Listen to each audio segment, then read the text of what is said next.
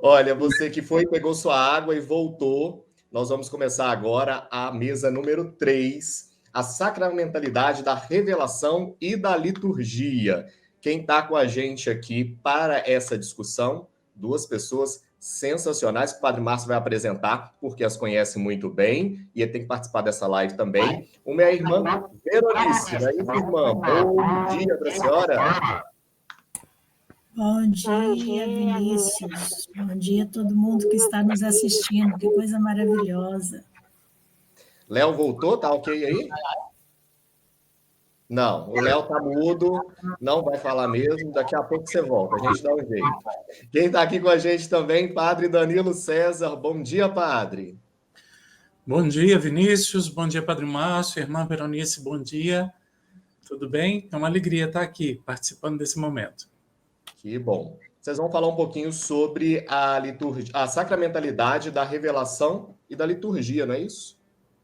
É isso mesmo. Esse tema é muito importante e está ligado aí ao número 7 da Sacrosanto Concílio. Muito bom. Deixa eu só pegar aqui a apresentação formal de vocês, né? Já que nós temos que seguir essa linha, porque não tem como simplesmente falar, é o Padre Danilo, é a irmã Veronice, mas a gente tem que chancelar, carimbar tudo isso, porque tá com ela aí, Padre Marcos? Estou com a Veronice, aqui achei a Veronice. Ah, show. Então, a Veronice, pia discípula, Veronice é mestre em teologia dogmática com especialização em liturgia pela Pontifícia Faculdade de Teologia Nossa Senhora da Assunção, tem um mestrado acadêmico em teologia pela PUC de São Paulo.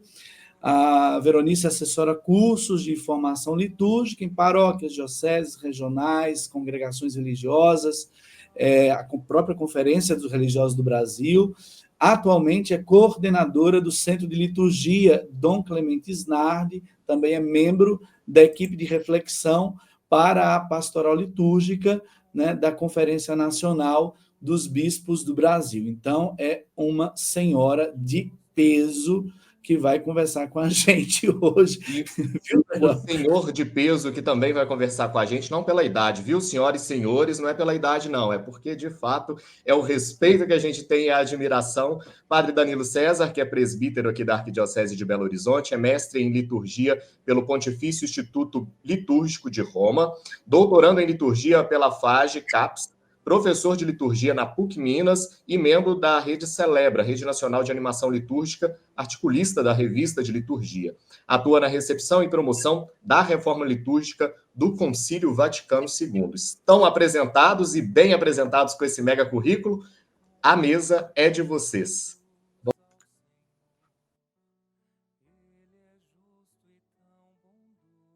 Então, minha gente, bom dia para todos, todas. Irmã Veronice, é uma alegria trabalhar mais uma vez com essa querida irmã. A gente já está na caminhada juntos há muito tempo e, felizmente, eu estou sendo aqui acompanhado por ela. Foi minha professora e aprendo ainda muita coisa com a Veronice até hoje. E a gente está aqui hoje por causa, então, desse artigo tão importante da Sacrosanto Concilium, que é o artigo 7, que fala da presença e da atuação de Jesus. Esse artigo sempre me encantou muito, né? Porque eu acho que ele traz para a nossa experiência cristã um equilíbrio entre essa ideia da presença, né? Alertando para a gente que ele está presente para fazer muita coisa bonita, né? A salvação, no caso, acontecer para nós a partir, então, da experiência da liturgia da igreja. E a gente vai trabalhar aqui com vocês um conceito que é muito importante, que decorre desse artigo da Sacrosanto Concílio. E o conceito é sacramentalidade. É um conceito que nasce a partir, então, dessa experiência que a Sacrosanto Concílio e a reflexão em torno da liturgia, já precedida, evidentemente, pelo movimento litúrgico, possibilitou a gente, então, refletir. Né? E esse conceito, sacramentalidade, evidentemente tem a ver com a palavra sacramento. A palavra sacramento é uma substituição a uma palavra que era usada para se referir às celebrações, mistério. Então, até o século II, a igreja se valeu da palavra mistério no Ocidente. No Oriente, essa palavra continua ainda se referindo a essas realidades celebrativas, mas no Ocidente, por causa dos cultos pagãos de mistério, decidiu-se utilizar, né, essa palavra sacramento, que vem então de um contexto militar, de juramento, né, de fidelidade ao imperador, às tropas, etc. Mas a palavra sacramento não traduz a palavra mistério. A palavra mistério ela é muito mais profunda, porque tem a ver com essa experiência de Deus, com essa experiência desse Deus que se revela, que vem a nós, como foi dito pelo Padre Márcio aí. É uma presença que se insinua, que chega, que vem, que nos visita, né? E a palavra mistério está mais capaz de dizer isso, mas a gente não vai ter muito tempo de falar mais. Entretanto, a substituição foi feita, a gente utiliza bem mais a palavra sacramento, embora a palavra mistério esteja presente também no nosso vocabulário sacramental, no nosso vocabulário litúrgico. E essa palavra mistério, ela aponta para a gente uma pessoa, Jesus Cristo. Quem nos diz isso é o apóstolo Paulo nas suas diversas cartas. Paulo fala que ele é um trabalhador que anuncia esse mistério de Cristo. Cristo que é o mistério, né? Então, a gente vai olhar para Jesus como sendo esse mistério, se quisermos, este sacramento, né, que manifesta, nos revela Deus. E por que Jesus é o mistério? Porque nele a gente tem essa conjunção bonita, essa experiência do encontro indissolúvel entre Deus e a humanidade. Então, na pessoa de Jesus, nós temos associadas, né, perfeitamente associadas, tudo que é divino e tudo que é humano, menos o pecado. Então, a experiência de Jesus, da sua humanidade aqui entre nós, é um sacramento, um mistério que nos mostrou quem é Deus, né, que nos revelou quem é Deus. O próprio Jesus diz, quem me vê, vê o Pai. Então, aqui nós temos o princípio da sacramentalidade, uma realidade sensível, visível, uma realidade palpável, uma realidade audível, que passa então pelo nosso corpo, pelos nossos sentidos, e essa realidade nos transporta, nos remete àquilo que não vemos, aquilo que não podemos tocar, aquilo que nós não ouvimos com esses ouvidos, que é o Espírito, né? Deus, né? Então, Jesus nos revela Deus na sua humanidade. E aí é muito importante a gente ler também, né, os artigos 6 e 5, né, antes aí do artigo 7, porque vai falar dessas coisas, né, que é pela sua humanidade que Deus nos salva, é pela humanidade de Jesus que Deus nos salva. Então, o caráter importante aqui dessa mediação é muito grande.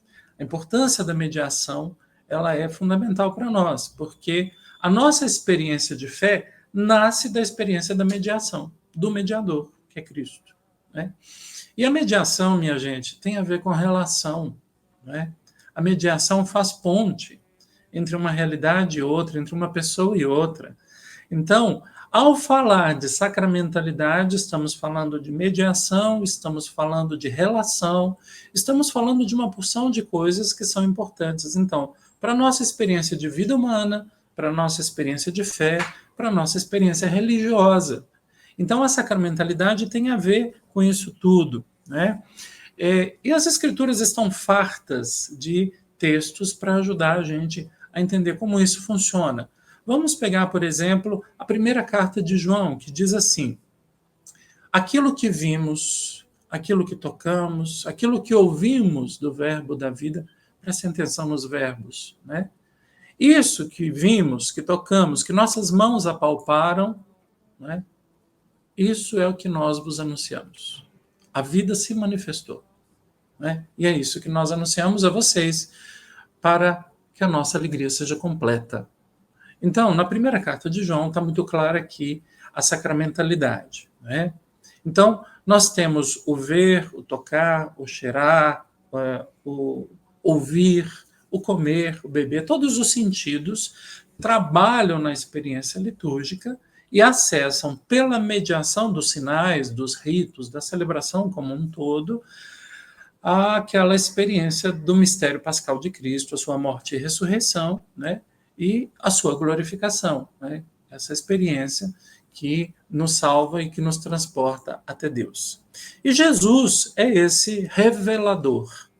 Então, o nosso tema aqui tem a ver com isso também, com a sacramentalidade, com essa mediação, mas Jesus também é o revelador, porque onde ele está, Deus se dá a conhecer, né? Então, a pessoa de Jesus é eixo para que nós encontremos a Deus. E esse eixo, né, que é Jesus, está presente no nosso meio por meio dos sinais. Está presente na igreja por meio dos sinais. Aqui vale uma frase de ouro para compreender a sacramentalidade, que é a frase de São Leão Magno, que foi bispo de Roma, papa, né, portanto, ele dizia assim: aquilo que era visível em nosso Redentor passou para os sacramentos. Isto é, o Jesus que curava, agora a gente encontra esse Jesus que cura, né, no sacramento da unção dos enfermos. O Jesus que partia o pão, né, nas muitas refeições da qual ele participou e também na última ceia, ele agora nos reúne para partir o pão conosco aos domingos em sua memória. O Jesus que batizava, como a gente vê nos evangelhos, agora é ele mesmo que batiza. Aliás, esse é o princípio, né, que norteia toda a redação da Sacrosanto Concílio VII, nessa frase de Agostinho famosa aí, que declina, né, em diversas formas de atuação de Cristo por meio dos sacramentos. Então, vejam só que a atuação de Jesus, ela se prolonga nos nossos ritos, ela se prolonga nos nossos sinais. Então, a sacramentalidade está dizendo isso para a gente. Ela está dizendo que esse culto, ele não é um culto natural. Ele é um culto que tem a ver com a ação de Deus. É Deus que nos cultiva. É Deus que faz de nós um povo santo, um povo que participa da vida do seu filho. É Deus que age. E aí está o próprio sentido da palavra liturgia. Então, vejam bem, falar de sacramentalidade é falar da própria liturgia, do modo de ser da liturgia. Eu já estou concluindo aqui um pouquinho essa parte, não posso me prolongar muito, porque o nosso assunto é extenso. Eu queria dizer assim, olha, a sacramentalidade, ela entrou como um discurso para ajudar a gente a perceber que não existem só os 7 sacramentos, né? Como se fosse pouco, né? Os 7 sacramentos são muito importantes para nós. E que, dentre os 7 sacramentos, a presença real de Jesus na hóstia, ou no pão e no vinho, se a gente quiser, são a coisa mais importante, né? Quase a ponto de dispensar todo o resto. Infelizmente, essa mentalidade ainda perdura entre nós. Quase como se todo o entorno, né? Como se todos os elementos da liturgia funcionassem como um entorno dessa presença real de Jesus no pão e no vinho consagrado, que a gente também acredita, defende e não contesta de jeito nenhum, é a nossa fé. Mas existe, né, outros elementos, outras formas, outras experiências na liturgia, para além dos 7 sacramentos, e até dentro dos 7 sacramentos, que a gente precisa considerar, né, e reconhecer que Cristo está presente e atuante para a nossa salvação. Então, é disso que a gente vai falar aqui. A sacramentalidade ajuda a gente a abrir os olhos para coisas que a gente não via. Lembrando que esse Deus continua nos falando, se comunicando, atuando, nos salvando, vindo a nós, né? E essa vinda, essa atuação, essa comunicação de Deus se dá de muitos modos, não só pela fala, né? Mas de muitos modos. Então, meus queridos irmãos e irmãs, é esse o nosso tema, e a sacramentalidade vai falar disso, né? É importante aqui também falar um pouquinho de como a gente aborda isso, né? Então, o jeito de fazer teologia litúrgica é diferente de outras formas de fazer teologia. Todas elas legítimas, importantes, né? E todas elas compõem aí a compreensão da nossa fé, a racionalidade da nossa fé, etc. Só que a liturgia tem um particular. Ela não é logia, ela é urgia, né? E quando a gente fala disso, a gente está dizendo que a liturgia ela é um modo próprio de fazer teologia que passa pelos gestos, que passa pelos sinais, pelo agir celebrativo. É daí que decorre, né, a experiência da revelação para nós. Então, é um lugar outro onde Deus se diz, né, não através dos discursos apenas, mas Deus se diz a partir dos gestos, a partir dos sinais, que no fundo são gestos e sinais de Cristo, porque, como eu disse, prolongam a ação de Cristo, e é isso que está dizendo a nossa Sacrosanctum Concilium. E pensando um pouco nisso, então a gente vai usar aqui mais ou menos com algum limite, eu e a irmã Veronice, o método mistagógico. A gente vai fazer uma pequena mistagogia para ajudar a gente a perceber o que esse artigo número 7 da Sacrosanctum Concilium está a nos dizer. Então, agora eu vou passar a palavra para a irmã Veronice, e ela vai continuar, então, a nos ajudar com o primeiro passo, então, da mistagogia. Bom dia, Padre Danilo, mais uma vez. Bom dia a todos os que estão nos assistindo ou simplesmente escutando por conta dos trabalhos. É um prazer estar aqui, né, nessa segunda maratona, né? Que maravilha a gente poder, nesse dia que nós celebramos 61 anos da Sacrosanctum Concilium, a gente falar sobre, estudar sobre, refletir sobre. Como o Padre Danilo disse, nós vamos falar da sacramentalidade a partir de um rito, né, com o método mistagógico. Nós escolhemos o rito do Salmo responsorial. O Salmo responsorial que mostra a presença de Cristo na palavra, né? A presença de Cristo que está, como se diz a Sacrosanctum Concilium, quando a gente proclama a palavra de Deus, é Ele mesmo que fala, né? É o Cristo mesmo que fala. E essa escolha também, a gente escolheu com muito carinho, também por conta das muitas comunidades no Brasil, para mais de 70%, que celebram o domingo ao redor da palavra de Deus, que não tem a celebração eucarística, como é nosso direito até, né? Mas que não tem essa possibilidade por falta de ministros ordenados. Então, nós vamos iniciar primeiro assistindo a execução, né, do Salmo responsorial na paróquia do Padre Danilo, paróquia de Santana, em Belo Horizonte, na solenidade de Cristo Rei do Universo, que é o Salmo 92, 93.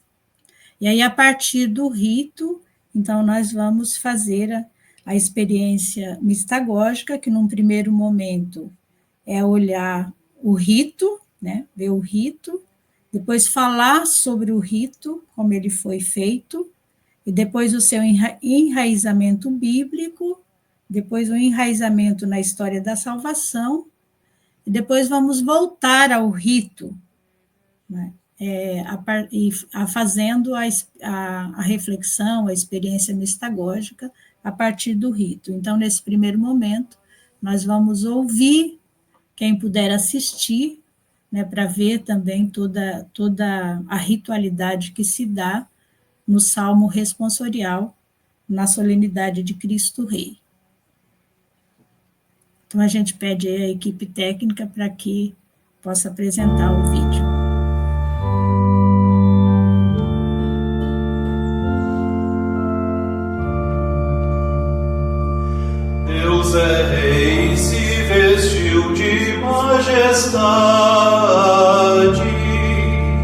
Glória ao Senhor, glória ao Senhor. Deus é Rei e se vestiu de majestade. Glória ao Senhor, glória ao Senhor. Deus é Rei e se vestiu de majestade. Revestiu-se de poder e de esplendor. Deus é Rei e se vestiu de majestade. Glória ao Senhor, glória ao Senhor. Vós firmastes o universo inabalável. Vós firmastes vosso trono desde a origem. Desde sempre, ó Senhor, vós existis. Deus é Rei e se vestiu de majestade. Glória ao Senhor, glória ao Senhor. Verdadeiros são os vossos testemunhos, refúgio a santidade em vossa casa, pelos séculos dos séculos, Senhor. Deus é Rei e se vestiu de majestade. Glória ao Senhor, glória ao Senhor. Deus é Rei e se vestiu de majestade. Glória ao Senhor, glória ao Senhor.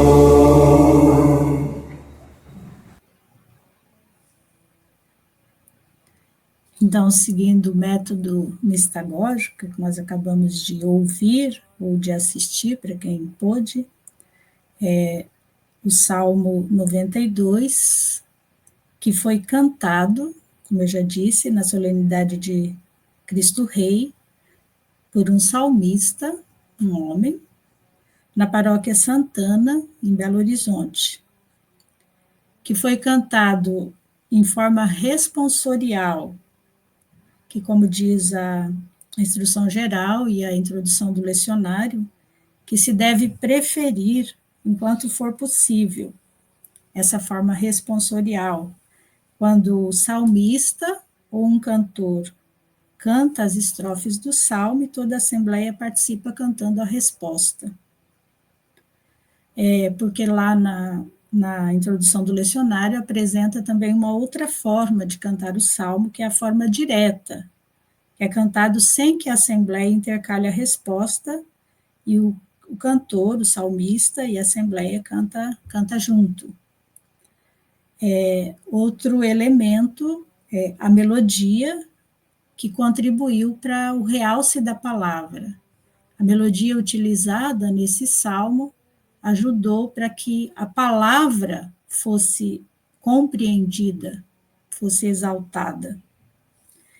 E nós temos também ali a presença da assembleia, que respondeu com um refrão: Deus é Rei e se vestiu de majestade, glória ao Senhor.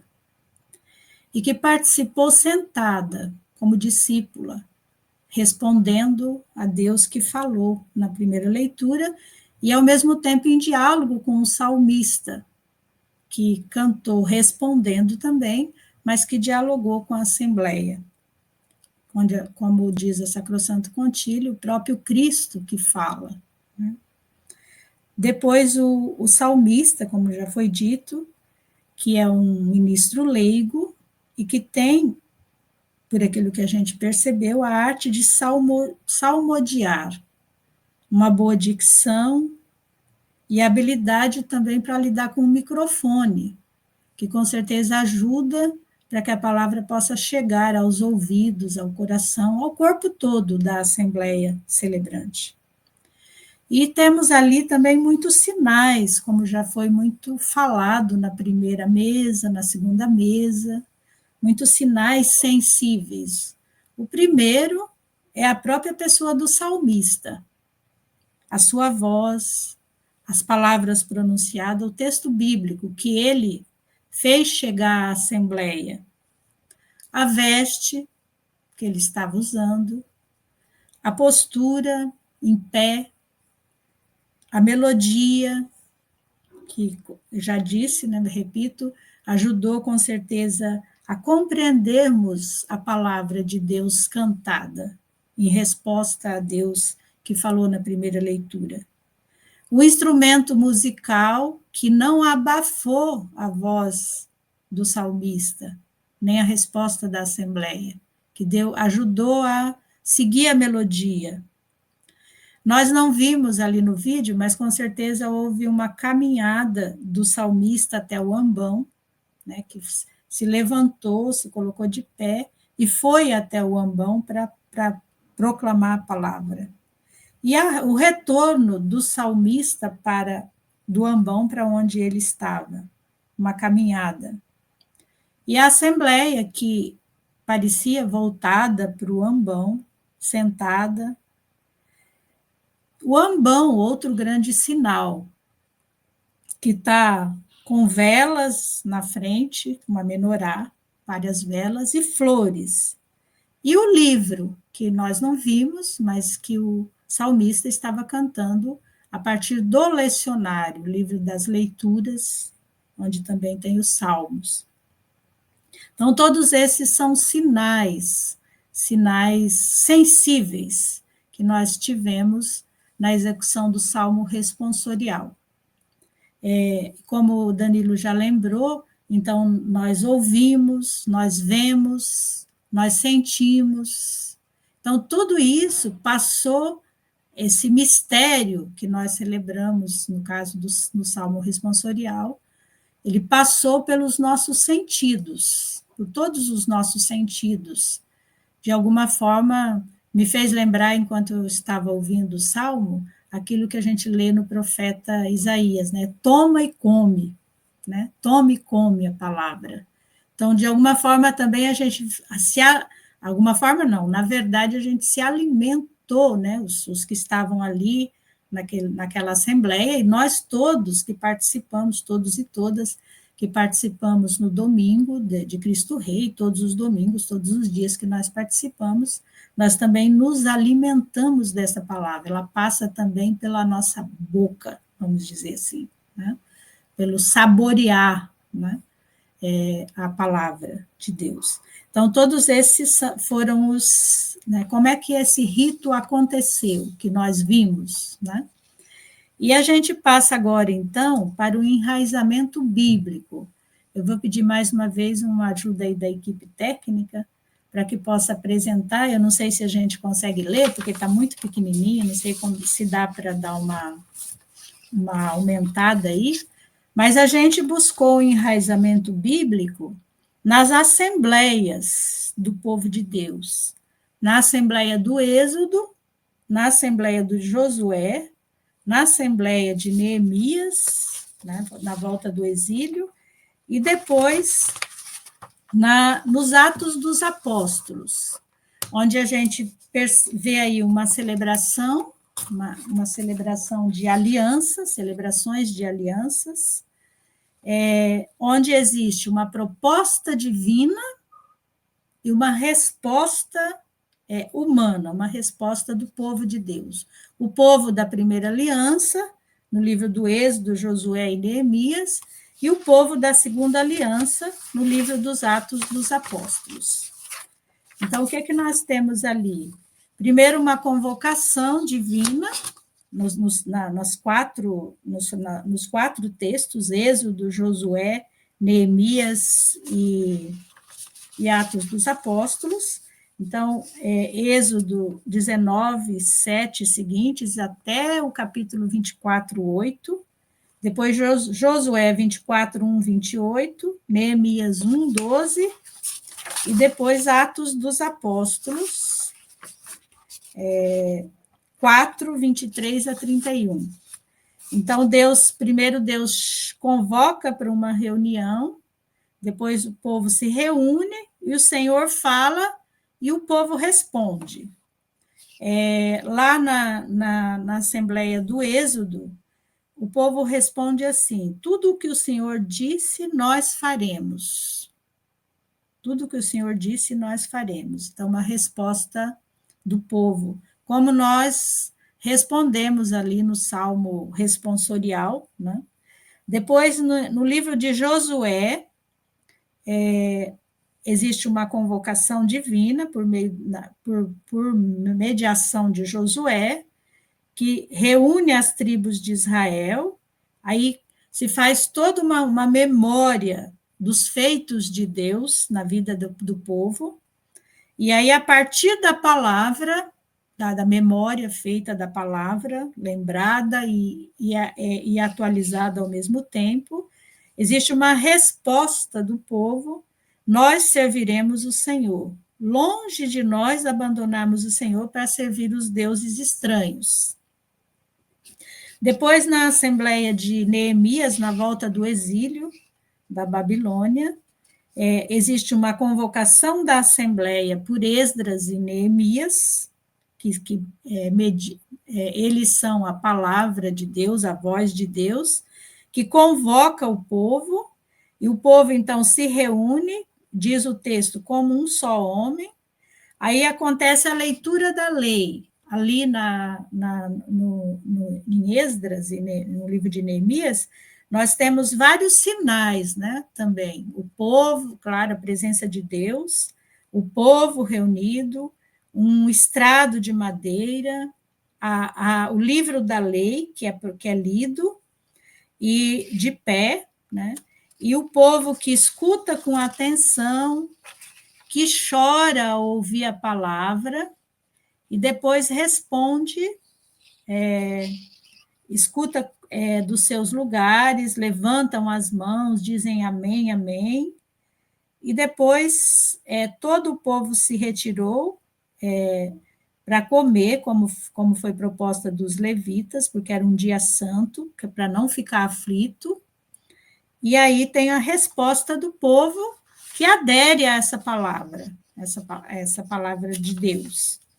Depois, no livro dos Atos dos Apóstolos, 4, 23 a 31, nós temos a prisão de Pedro e João, que depois saem da prisão, chegam onde os irmãos estão reunidos, contam tudo o que aconteceu com eles, como eles foram, né, como foram tratados na prisão, e aí, então, eles cantam o Salmo 2, lembram o Salmo 2, e aí eles fazem, ao ouvirem, diz o texto de Atos dos Apóstolos, ao ouvirem o relato, todos juntos elevaram a voz de Deus, dizendo: Senhor, tu que criaste o céu e a terra, o mar e o que nele existe, disseste por meio do Espírito Santo, através do teu servo Davi, nosso pai, por que enfureceram as nações e os povos imaginaram coisas vãs? Os reis da terra levantaram e os príncipes se aliaram contra o Senhor e contra o seu ungido? E aí, então, a partir da memória, da palavra, no Salmo 2, eles leem a realidade que está acontecendo com eles, né? Então, foi o que aconteceu nessa cidade.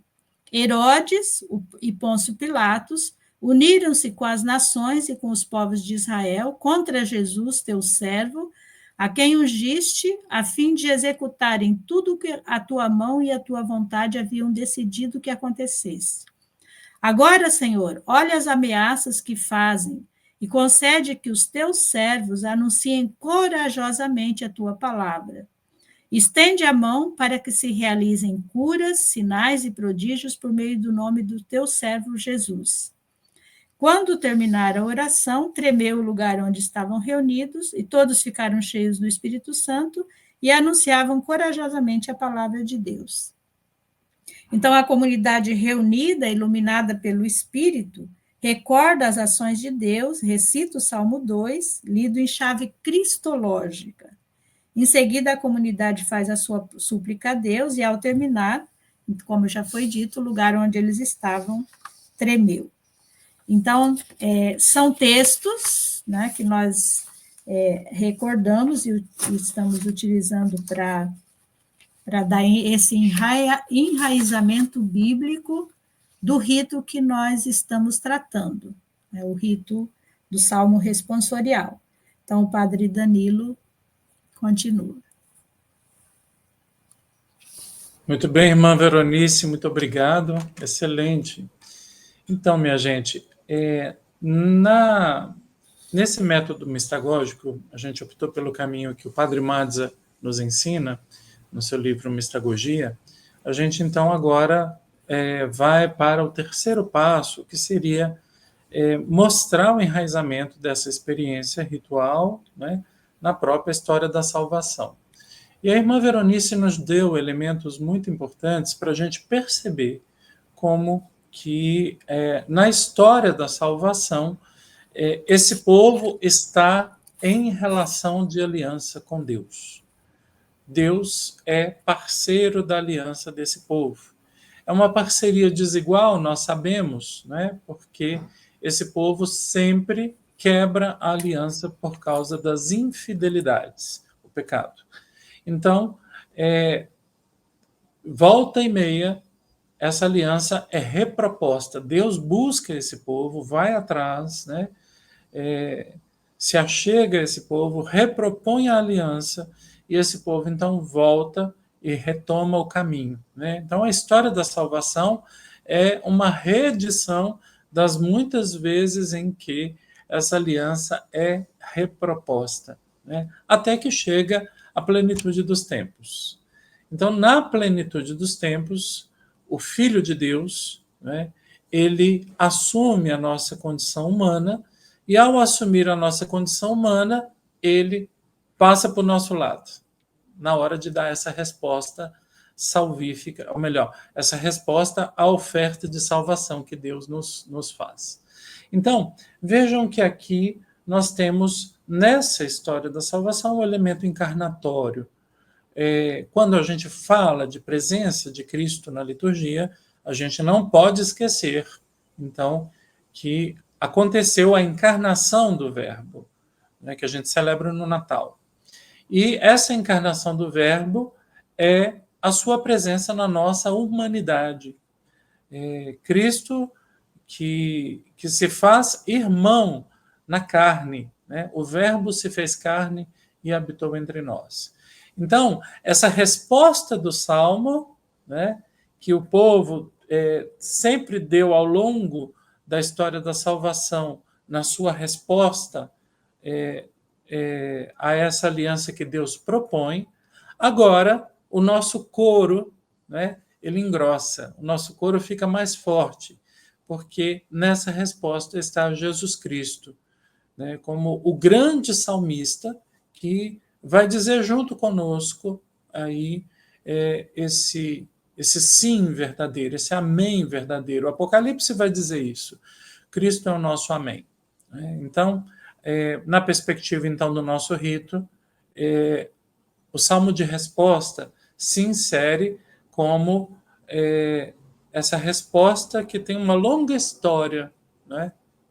Que é a história da salvação, a história do povo de Israel. E voltando então para o nosso método mistagógico, a gente então agora vai para o quarto momento, ou seria o quarto passo, o quarto degrau, como a gente queira. Então, nós vamos para esse quarto momento, que é a volta ao rito.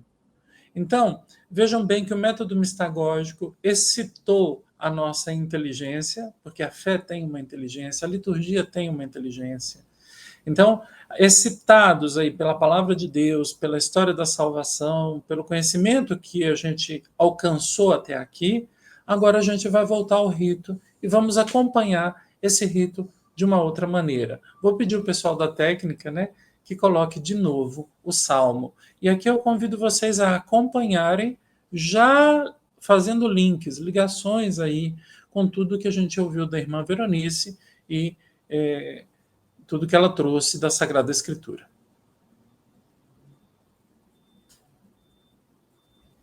Técnica, cadê vocês?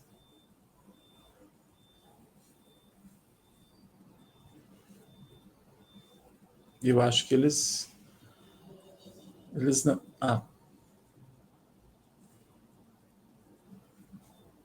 Eu vou querer esses minutinhos no final, tá, gente?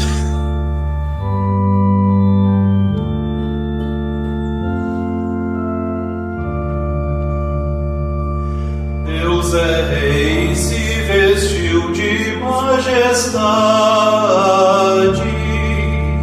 Glória ao Senhor, glória ao Senhor. Deus é rei, se vestiu de majestade.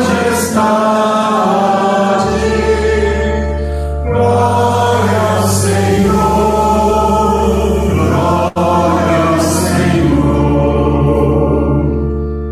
Deus é rei, se vestiu de majestade, revestiu-se de poder e de esplendor.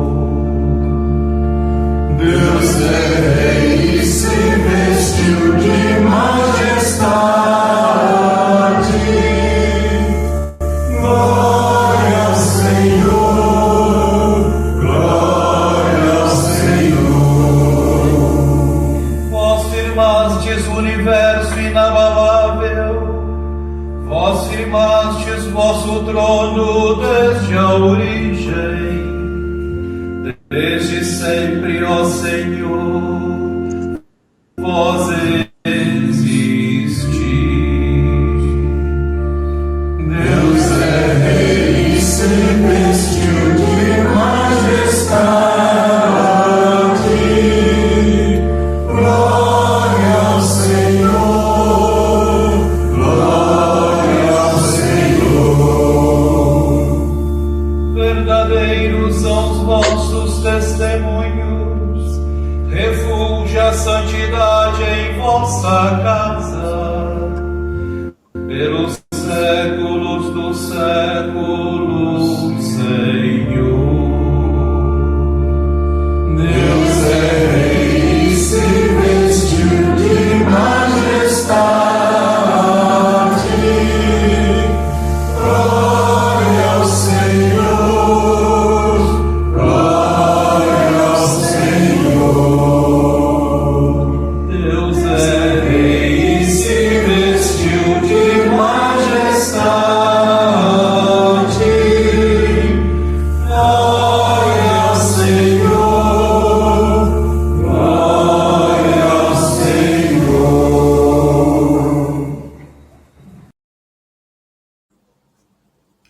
Nas catequeses dos Santos Padres, alguns deles insistem nessa dinâmica dos sentidos. O que vocês viram? O que vocês viram? Vocês viram o levita, que é o diácono, o sumo sacerdote, que é o bispo, era a linguagem deles, né, dos Santos Padres. Eles entraram na água, vocês viram a água, né? Viram eles fazendo isso, aquilo. Aqui agora essa pergunta cabe a nós. O que nós vimos? O que nós ouvimos? É claro que a gente não está na Assembleia. A suposição da catequese mistagógica é de que a gente tenha participado de um rito. Evidentemente que a gente pode evocar aqui o Domingo de Cristo Rei, do qual todos nós participamos. Mas nos auxilia aqui essa gravação. Então, o que a gente vê? A gente vê, então, um salmista, a gente vê todos aqueles sinais que a irmã Veronice elencou para nós, né? E que esses sinais estão na ordem da mediação. Isso é muito importante. Porque quando a gente fala da mediação, como eu disse, a gente vai para a relação, a gente entra na relação. E o mediador, no caso, é Cristo. Lembra daquilo que eu falei sobre sacramentalidade? Né? Aquilo que era visível em nosso Redentor, passou para os sacramentos. Portanto, é nisto que a gente vê, nisso aí que a gente viu, que está a ação de Cristo. A ação de Cristo na pessoa do salmista, na voz da assembleia, no canto, na melodia, no ambão, no livro, na assembleia reunida. Todos esses sinais apontam para ele, manifestam essa presença dele. E como isso é possível? Isso é possível por causa da ressurreição. Isso é muito importante. Então, quando eu falei da história da salvação e da resposta da humanidade a essa proposta de aliança com Deus, né? Então, a gente pensou o Salmo a partir daí, nesse momento do método mistagógico. Agora, no quarto momento, lá eu tinha falado da encarnação, né? Que Cristo engrossou o nosso coro, né? Inclusive, tem documentos que dizem isso, né? Que ele trouxe do céu aquele divino cantar que é entoado permanentemente nas mansões celestes, né? Então, ele trouxe para cá. Agora, quando a comunidade se reúne, nós estamos reunidos aqui, o que a gente vê, o que a gente está ouvindo, nos transporta para um outro mistério de Cristo, que é o mistério da ressurreição. E esse mistério da ressurreição tem a ver com a sua presença e atuação entre nós, que é tema da nossa maratona. Então, vejam bem, Cristo está presente ali por meio dos sinais. O que era visível nele, historicamente, agora passou misticamente para os sacramentos. É assim que a liturgia realiza, né, essa salvação que é descrita nos capítulos 5 e 6 da Sacrosanto Concílio. E para realizar isso tudo, é que ele, Cristo, se faz presente. Então, na salmodia, a gente não escuta apenas a nossa voz. Na salmodia, a gente escuta a voz de Cristo. E aí é muito bom a gente ler Santo Agostinho, né? No artigo 7 da Instrução Geral da Liturgia das Horas, a gente encontra uma fala de Santo Agostinho muito bonita, que eu recomendo, vale a pena vocês lerem, né? Ela diz assim, ele reza em nós, né? Nós rezamos a ele como nosso Deus, ele reza em nós como nosso pastor, né? Nós rezamos por meio dele como nosso mediador. Então, Santo Agostinho faz um jogo de palavras muito bonitas aí a respeito da nossa oração unida à oração de Cristo, né? Mas no fim ele termina assim: portanto, ouçamos a nossa voz na voz dele, e a voz dele na nossa voz. Olha que bacana. Então, a liturgia faz com que nós vivamos essa experiência do próprio Cristo como mediador, como aquele que se fez irmão, como ressuscitado, que ajuda a gente, então, a entrar nessa história da salvação e dar uma resposta a essa aliança, e uma resposta que não vai ter mais ruptura.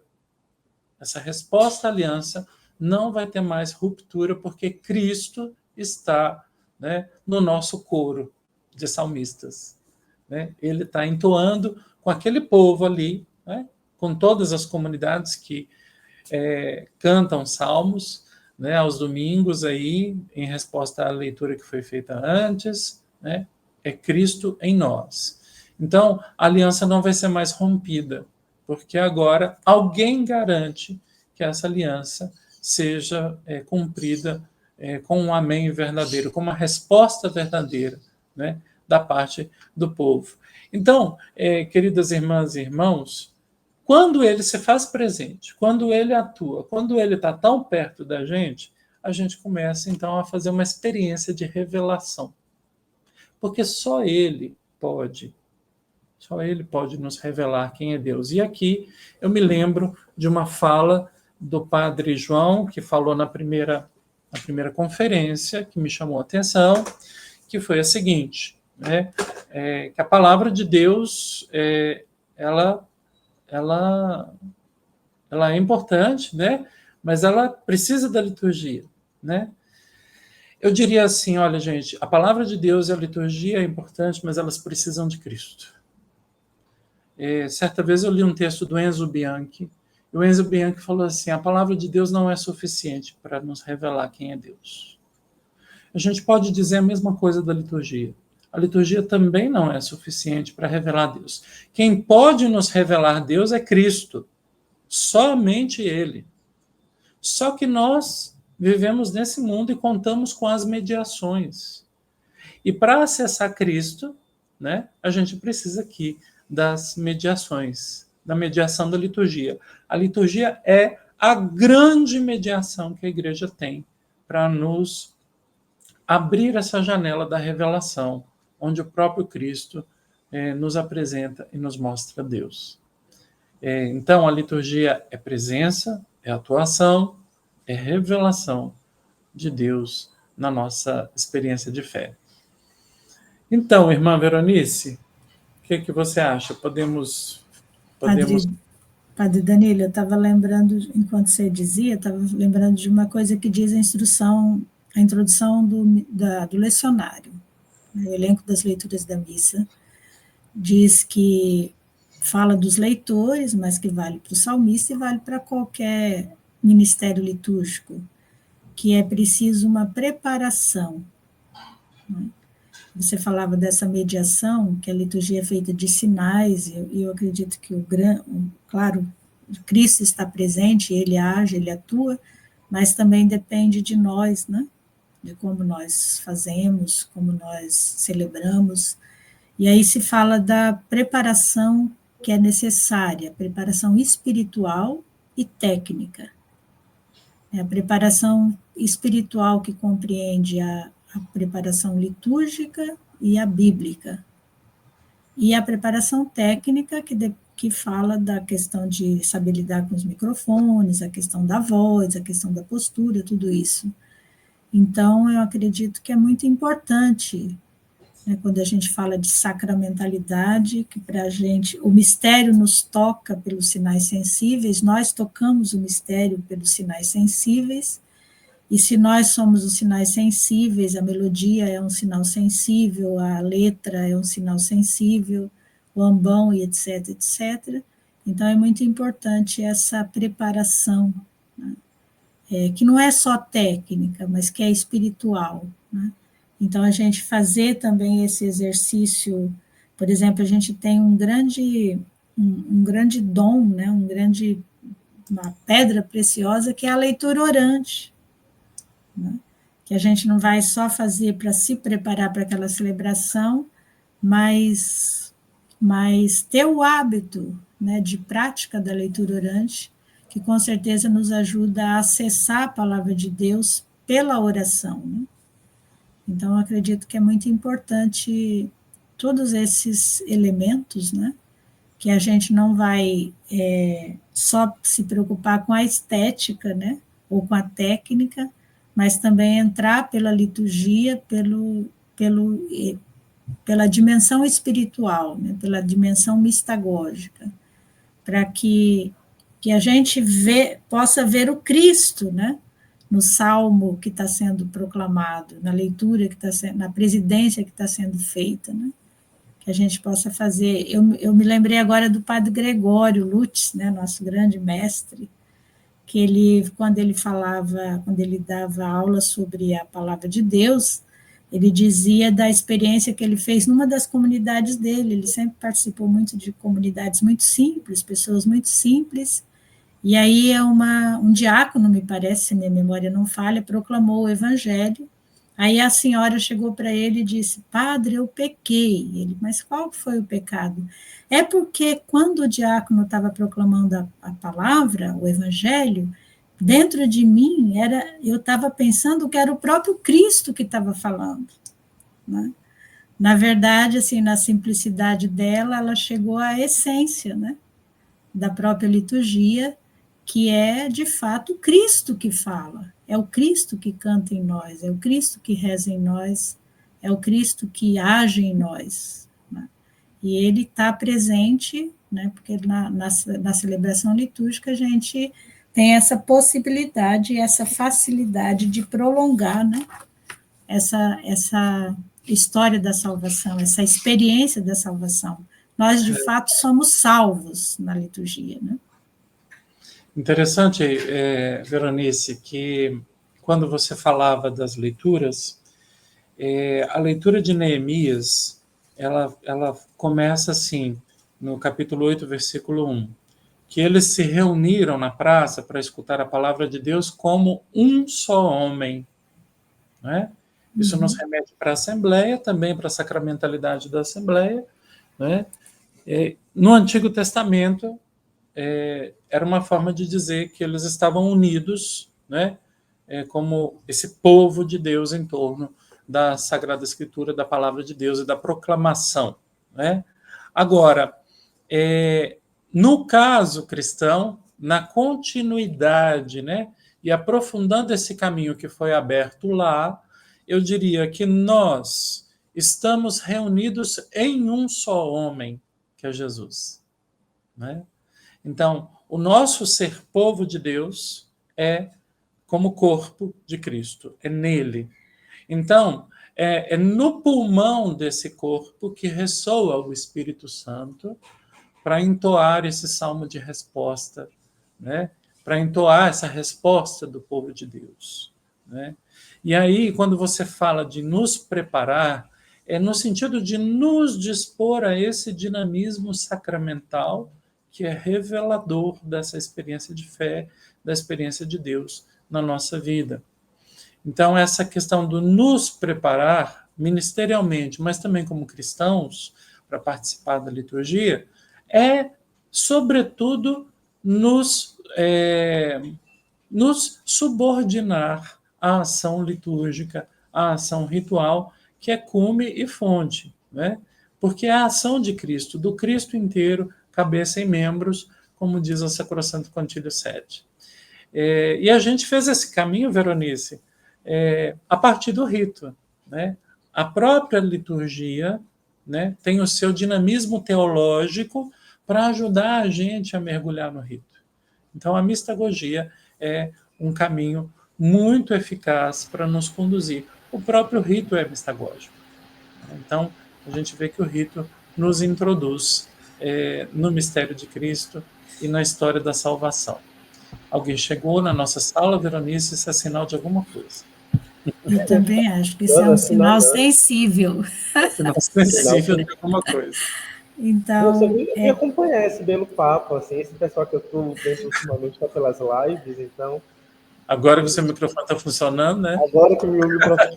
Vinícius está querendo cercear meu direito de fala. Que absurdo. Meu Deus. Então, com certeza o assunto... Bom, vai continuar, né? O assunto vai continuar nas outras falas, nós temos ainda um restante do dia para a gente refletir sobre a Sacrosanto Concílio 7, né, Padre Danilo e Léo. Então, a gente termina por aqui e agradecendo, né, agradecendo todos e todas que estão nos acompanhando e que vão assistir depois, que não podem por tantos motivos, né, verdadeiros e justos. E a gente agradece de coração. Obrigada, Padre Danilo, por essa parceria, como você disse no começo, já de longas datas, né? Muito obrigada. Obrigada, Léo, e obrigada a todos. Deus quiser. Eu também quero agradecer a todos. Quero mandar um abraço bem carinhoso, especial para os meus paroquianos da Paróquia de Santana, que nos deram esse vídeo aí, né? Essa pequena amostra aí, da nossa experiência litúrgica, e aos meus queridos alunos e alunas lá da PUC Minas, né, que são tão companheiros, tão queridos, tão amigos. Então, eu mando um abraço para todos. E a todas as pessoas que estão nos acompanhando aqui. Obrigado por esse dia e por esse momento. Obrigada, um abraço para todos e todas. Um grande abraço, Padre Danilo, irmã Veronice, muito bom tê-los aqui conosco.